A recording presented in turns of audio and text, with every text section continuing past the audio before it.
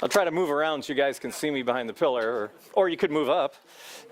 It's not Sunday, you don't have to sit in back.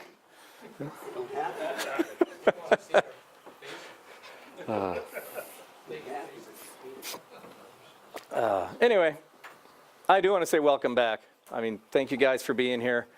A lot of guys put a lot of time and effort and planning and work into this, so it's gratifying to see you guys all show up. So we do appreciate it. So just clap if you're here right now.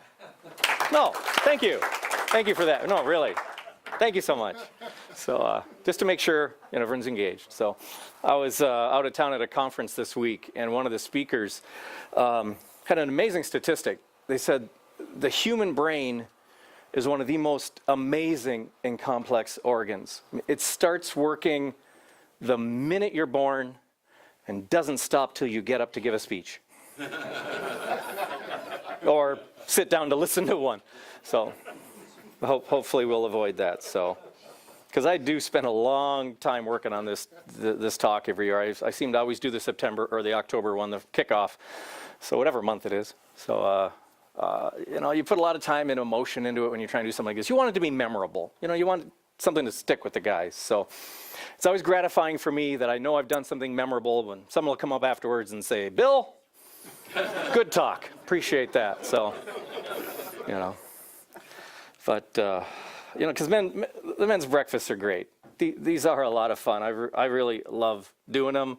It is so good to get together with you guys. I do hope they're more than that, though, because they can't just be fun. We are not the Christ Church Men's Breakfast Ministry.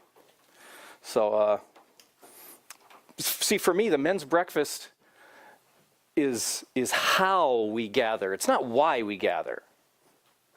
There's a much more important reason why we gather. Breakfast just seems to be the way that does it. So why is it important? The mission statement, if you've been out on the Christ Church website, which I'm sure you do every week, the mission statements for ministry says, "Together we seek a life-changing experience with Jesus, because we want to strengthen and encourage each other in our walk with God." So Acts chapter 2, to me, is a good example of that, because they talk about all the disciples were gathered into one room. And that's when the Holy Spirit moved on all of them and moved through them and started doing amazing things. So we gathered together in one room to hopefully let the Holy Spirit flow through us and come up together. So it's fellowship, it's support, it's belonging. We want this to be a shared experience, because none of us can do this alone. None of us are in this alone. Don't ever forget that. We tend to Lone Ranger it. So, don't know if you got any emails from me in the last week or two. So, your spam filter's a little overworked. But does anybody not get them? Because I found out John Deutsch apparently has not been getting my emails, so which is pretty mission critical to me that he gets them. So, if you haven't gotten half a dozen emails from me in the last week or so, please thank yourself, thank the stars that that's the case. But if not, you can certainly let me know, and I'll make sure I get your email address. But in it, I talked about, I titled this talk, "Don't Miss This." And I'm not just talking about don't miss men's breakfasts, although that's a very good start. Let's not stop doing those. But I don't want us to miss out on what God has to offer us. I don't want us to miss the full experience, because life in Jesus is like life no other, and we should want more and more of it. I mean, if you think about what he's done for us, what we've experienced in him, it just makes sense. And another thing I heard this week is common sense is not always common practice. So we need to understand what it is we have an opportunity to experience and have here. So I'm going to share some examples of people who saw something they didn't want to miss and what they were willing to go through to get it. So Zacchaeus, Luke chapter 11. The guy was a tax collector, so he's popular, right? So probably fairly wealthy, known in the community, maybe not well regarded necessarily, but certainly a man of some influence and renown, worked for the Romans, another, feather in his cap. I'm sure they appreciated that.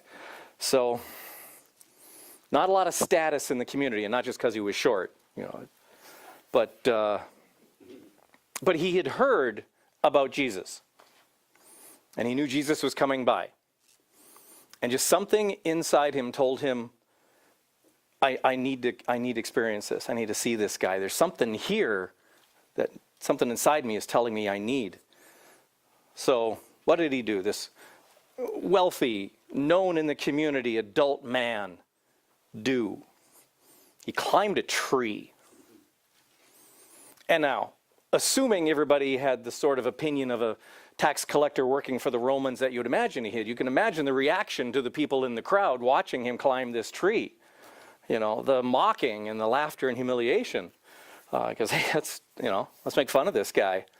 And but he didn't care about the humiliation. He just wanted to see Jesus. And that's all he wanted was a glimpse of him. And what he got was a life-changing experience. Jesus calls him down and says, I'm eating at your house today. Completely changed what he thought was important in his life. Don't miss this. Bartimaeus in Mark chapter 10 was a blind man.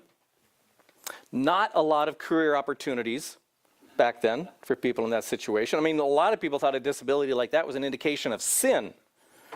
So his only real prospect was begging. So again, very low status in the community. And so he heard Jesus was coming by, and he knew he wanted an encounter of him. Obviously, he'd heard about him. He knew who Jesus was, and he believed in him. So he started calling out, Jesus, have pity on me. And what feedback did he get from the crowd? Quiet, be quiet, shut up, stop. So, blind man, sitting on the side of the road, no real prospects or status. What did he do? He shouted down a mob. He yelled for Jesus, regardless of how many people were around him saying, be quiet, and Jesus heard him. Because he knew it was more important that he connect with God than he do what the crowd said. And the more they told him to be quiet, the more he yelled out to Jesus, because he knew, I need this. So he had faith that his sight would be restored, and he was given a new vision. It says he followed Jesus from then. So he didn't want to hear about Jesus. He wanted to experience him. Don't miss this. There's a sick woman, talked about in Mark 5 and Luke 8. Another big crowd, lots of people around Jesus. Women, not always necessarily considered equal back then, or of very high regard. So she'd suffered from a bleeding disorder for 12 years. So probably physically weak, certainly of lower status, because no one wants to get near someone with that kind of a situation. But she just had this thought, if I can just touch him, just make contact, She wasn't hoping he would turn around and minister to her. She didn't want to talk with him. I just want to touch the tassel of his robe. She would be satisfied with just a little. And she wound up not just with a physical healing, but an encounter with Jesus that changed her life. Just because she knew, I need this. So, don't miss this. It's a centurion in Matthew 8. So, a Roman centurion, part of the ruling power, an occupying force. So a man of authority, he commanded a large body of soldiers. His job was to put down rebellion, to keep the people in line, the Jewish people. But when he was in need, when there was something he knew he needed, he had to go to a Jew and ask for his help. This was the defeated people. These were the subjects of Rome. but he knew he had to ask for help from him. Yeah, no idea how his actions were perceived by his superiors. No idea how his soldiers or those under his command would look at this. Take another way. Not sure how his co-workers would react. But he knew true power and authority, and he recognized it.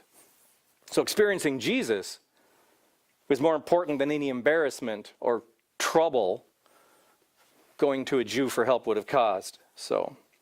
And he didn't just get the thing he asked for. He had an encounter that impacted his whole life. So don't miss this. One of the disciples, Andrew, John chapter 1, says after he encountered Jesus, says the first thing he did was to go tell his brother Peter. He had to go get Peter and say, you have got to see this. So he knew how important it was to share that experience he had had with Jesus, with the people he loved.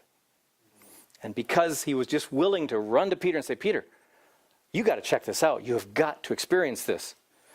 Peter's entire life was changed completely because Andrew was willing to share something that he had discovered with him. Don't miss this. Going back a little further, and Jacob in Genesis 32. Jacob was a bit of a conniver, a bit of a con artist.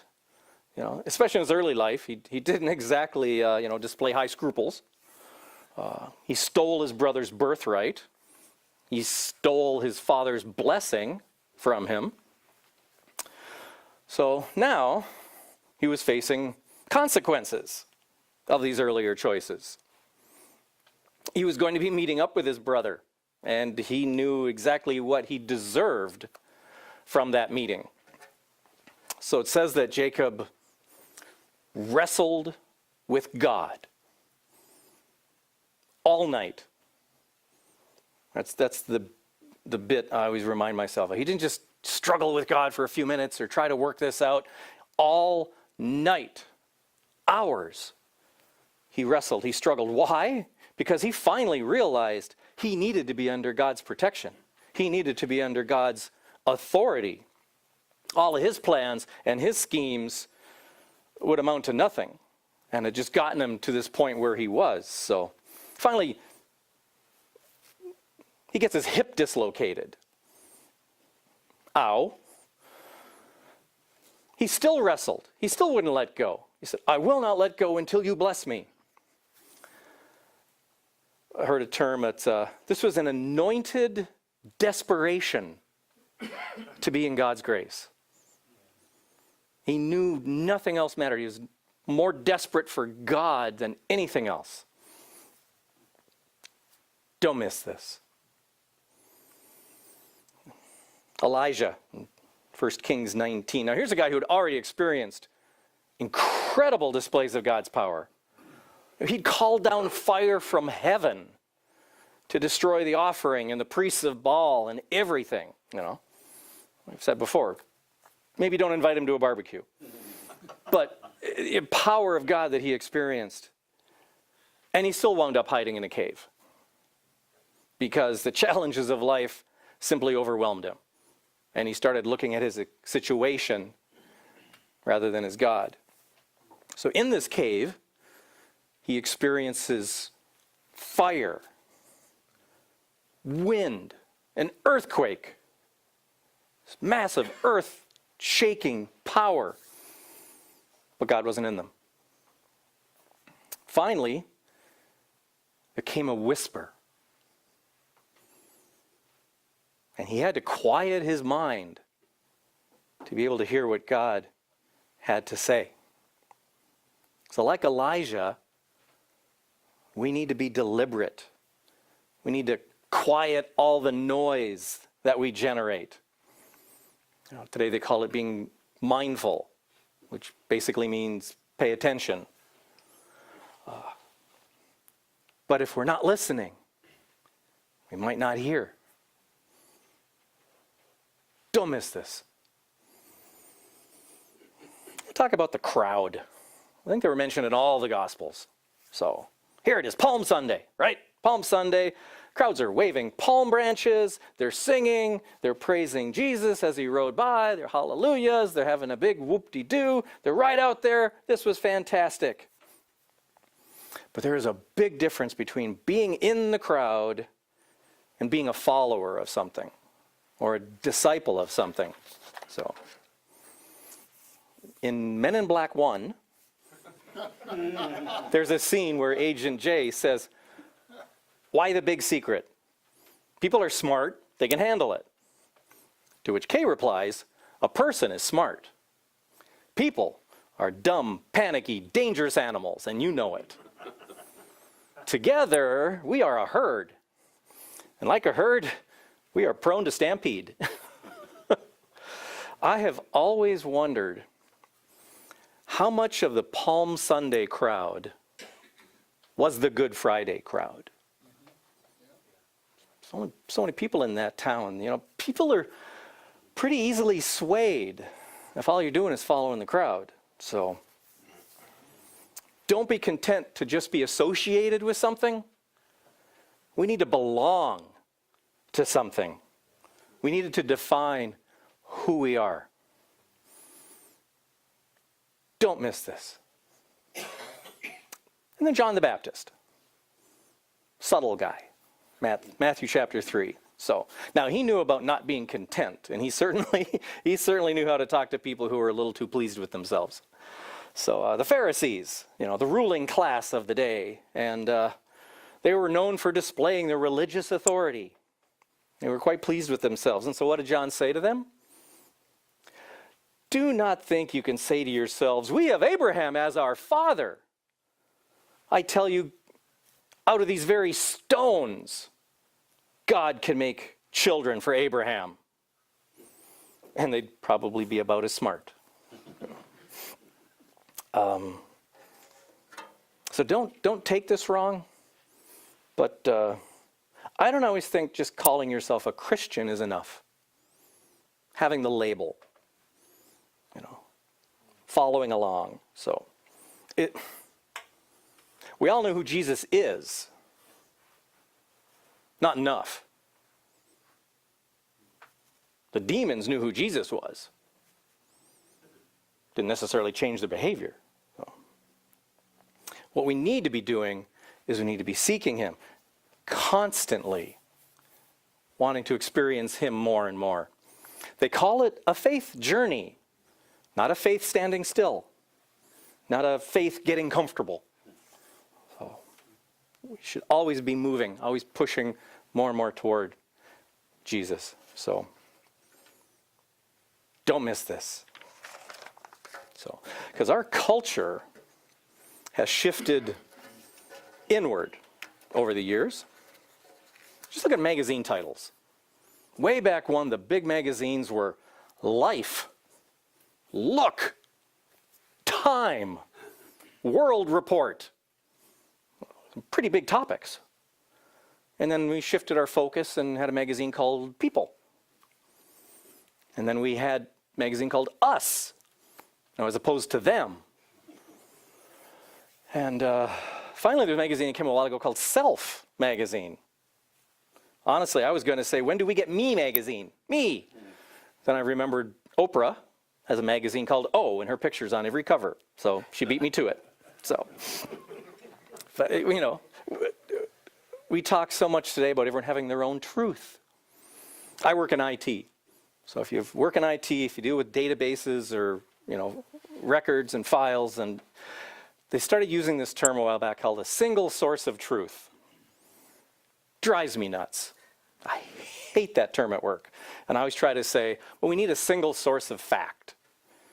Because there is only one single source of truth, and it has nothing to do with my databases. So, because it used to be people were entitled to their own opinion, but there were still these annoying things called facts that got in the way. So now we can each have our own truth. So we can define our own reality. So Proverbs chapter 3, verse 5 and 6 says, "Trust in the Lord with all your heart. Lean not on your own understanding. and in all your ways submit to him, and he will make your path straight. So, see, we think we have this all figured out, which could not be more dangerous. We think we can't go to God until we've come up with a solution to whatever it is we're struggling with. Like it's a committee and we need to come with ideas for him. We are not capable of fixing ourselves. A week or so ago, I was at a thing called Ironworks down at Berean. This guy was speaking. He's climbed 5 of the highest summits on each continent. He's spent years going to Mount Ararat with a team searching for Noah's Ark. Spoiler, didn't find it. He also skied to the North Pole, which was kind of cool. He talked about that. And he talked about just intense cold beyond anything he'd imagined even in Minnesota. But he said despite that, there was still open water as they were skiing up to the North Pole. And you had to be very, very careful about crossing something like that because water was a little chilly. And what he explained was that if you actually fell into the water on your way to the North Pole, the team of guys with you would not instantly grab you and drag you out of the water. What they'd do is they would set up the tent and pull out the sleeping bags and the blankets and warm clothes and get everything ready, because when they grabbed you and dragged you out of that water, they had seconds to get you out of the wet clothes, dried off and layered and buried and burrowed so you had a chance of surviving. So without that, no chance. There was absolutely no chance for self-rescue. If you were on your own, you were dead. I really don't think that I should rely on the guy who got me into this mess, me, to figure out how to get me out of it. Who got you into the trouble you're in? You did. So that guy will find the solution to get me out of it. Yeah, not good. There's this website called despair.com. Ty loves it. I absolutely love this website. There's a poster there that says, listen to this, when you earnestly believe that you can overcome a lack of ability by doubling your efforts, there's no end to what you cannot do.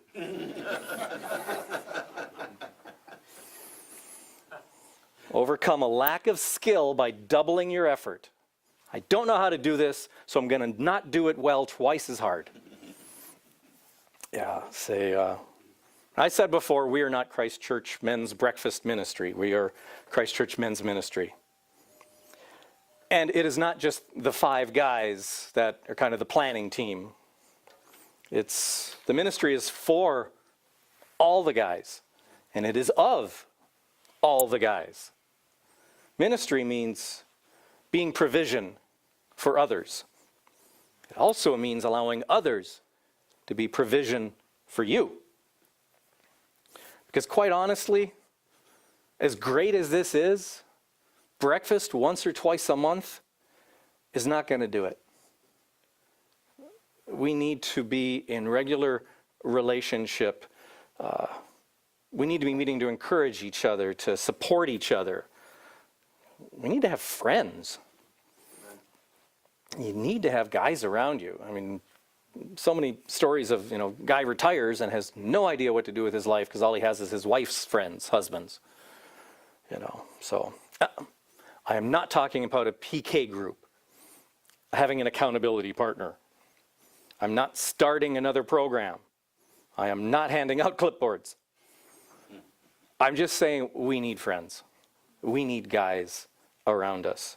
I just want to encourage you in the importance of it. So I would like to make a suggestion. Meet for coffee once or twice a month with a couple of guys you know. Maybe it's guys you know really well or guys you tend to sit near and nod at on Sunday. Amen. It might take a couple of tries to get schedules to sync up. It might, come and go as to who's there, but just try. Just say, guys, let's send each other an email. I'll give you 4 dates in the next 2 weeks. Who's available? Great, let's meet here. We'll talk for an hour. We'll talk for a couple hours. Tuesdays work a lot of times because there's women's Bible studies. So some of you have an excuse then to get out of the house because the wife's not there anyway. So you'll find a time. You don't have to do a study. Use the 3 questions, or don't. But just be open to what could develop. You might not talk about anything other than work, or boats, or sports. You might wind up working on an engine together, do some car repair. You might work on a woodworking project. Don't call me for either of those. So you won't like the outcome. But whatever it is, you're talking. And that's how friendships get started. And please do not say, yeah, I should do that someday. Because there is no such time as someday. Doesn't exist, will never come. So sooner or later, if you're meeting with a couple of guys regularly, it'll probably go deeper. Or you'll want some advice about something, or need some help with something. And they'll be there, because you'll know you have a couple of guys you can rely on now. Or one of them is going to say, hey, I really need help with this. Can I ask for your help? Can I ask for your advice? Can you pray for me? And you'll be there. So that's how we stand together as men of God. He does not want us isolated. He wants us in community with Him and with each other. There is so much more to be experienced in God. Be open to it. Don't miss this. Let's pray. God, we just want whatever you want for us, Lord. I can't even think up what to ask for other than whatever you want us to have, Lord, whatever you know we need. So we just ask that you keep us focused on you and focused on each other, that we stand together and walk together as men of God, just wanting more and more of you, Lord. Amen. Amen. All right. Thank you, Bob. Thank you.